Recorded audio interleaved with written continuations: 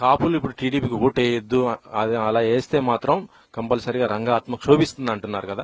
కానీ అదే కాపులు ఇప్పుడు అంటే వైసీపీలోకి రాకముందు ఇప్పుడు ముద్రగడ పద్మనాభం గాని లేకపోతే మిగతా వాళ్ళు గాని పవన్ కళ్యాణ్ ఎక్కువ సీట్లు తీసుకో, మన యొక్క పాత్ర ఉండాలని వాళ్ళు కూడా కోరుకున్నారు. అంటే వాళ్ళు కూడా ఇటు టీడీపీకి మద్దతు ఇచ్చినట్టే ఉంది కదా. అక్కడ ఒకటి గుర్తుపెట్టుకోండి, ప్రజలు రంగాన్ని ఇప్పటికి కాదు ఎప్పటి వరకు ప్రేమిస్తూనే ఉంటారు. నువ్వు రంగాన్ని ప్రేమించి, నువ్వు కాపులను ప్రేమించి నాకు ఓటేయండి, నేను ముఖ్యమంత్రి అవ్వాలి, నా పేరు పవన్ కళ్యాణ్ అంటే పవన్ కళ్యాణ్కి నేను కూడా ఓటేస్తా. నాకు వచ్చిన ఏంటంటే రంగా ప్రశ్న కాదు ఇది. నువ్వు అంతకుముందు చంద్రబాబు చాలా అవినీతిపరుడు, వాళ్ళ అబ్బాయి ఇంకా, వాళ్ళ బావమరిది ఇంకా అని నువ్వు చెప్పిన వాడివి, కాపుల ముందు చెప్పిన వాడివి. మళ్ళా నువ్వు నా బొడ్డు అని చెప్పి మళ్ళా ఎందుకు ఎప్పుడైతే నువ్వు తిట్టావో వాడినే మళ్ళీ నువ్వు ముఖ్యమంత్రి ఎందుకు అడుగుతున్నావు? మరి చెప్పాలిగా. అది చెబుతుంటే నన్ను అడగొద్దంటే ఇది ప్రజాస్వామ్యం కదా.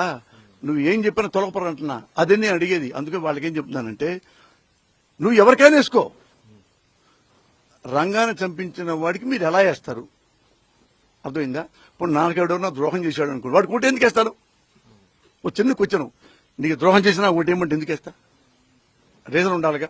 నా ద్రోహం చేసినా ఓటు ఏమంటున్నావు, కారణం ఏంటి గురు అని అడుగుతాగా. అట్టగా వాళ్ళు అడుగుతున్నారుగా. ఎందుకు సమాధానం చెప్పు? ఎందుకు సమాధానం? నీ క్వశ్చన్ ఏంటంటే ఇది పవన్ కళ్యాణ్ ఇష్యూ కాదు, ఒక రాజకీయ నాయకుడి ఇష్యూ. అదే పవన్ కళ్యాణ్ ఇంటి పేరు తీసేయండి, పవన్ కళ్యాణ్ తీసేయండి.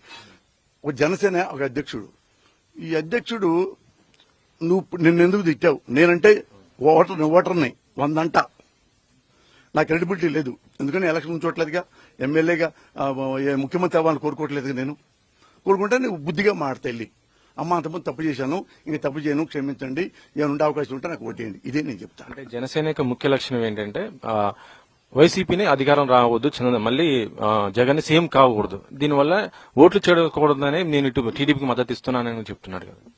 దాని పార్టీ ఎందుకండి పెట్టడం?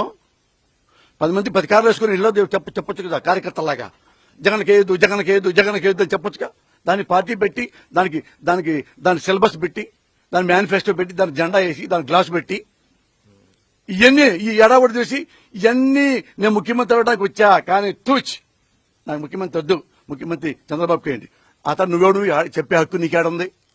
నువ్వు మోసం చేసి ఆల్రెడీ నువ్వు పార్టీ పెడితే నీకు ఓటేద్దాం అనుకున్నారు. నా పార్టీ ఉన్నా నేను పనికిరాను అంటున్నావు. నీకు అడిగే హక్కు నీకేది? నువ్వు పనికిరానోడివి ఎట్టా సైజ్ చేస్తావు ఇంకో నాయకుడిని? అదే కదన్నా ప్రశ్న. ఇందులో ఎవరిమే కోపంతో కాదు, నేను ఓటర్గా అడుగుతున్నా. ఓటరే అడగాలిగా మిమ్మల్ని, ఇంకెవరు అడుగుతారు? నేను ఓటర్ని, ఎక్కడున్నా సరే ఓటర్ని, నువ్వు ఎక్కడున్నా ఓటర్వే. ఇలా ఎందుకయ్యా? నువ్వు ఆన్సర్ చెప్పు, నేను నోరు మూసుకుంటా.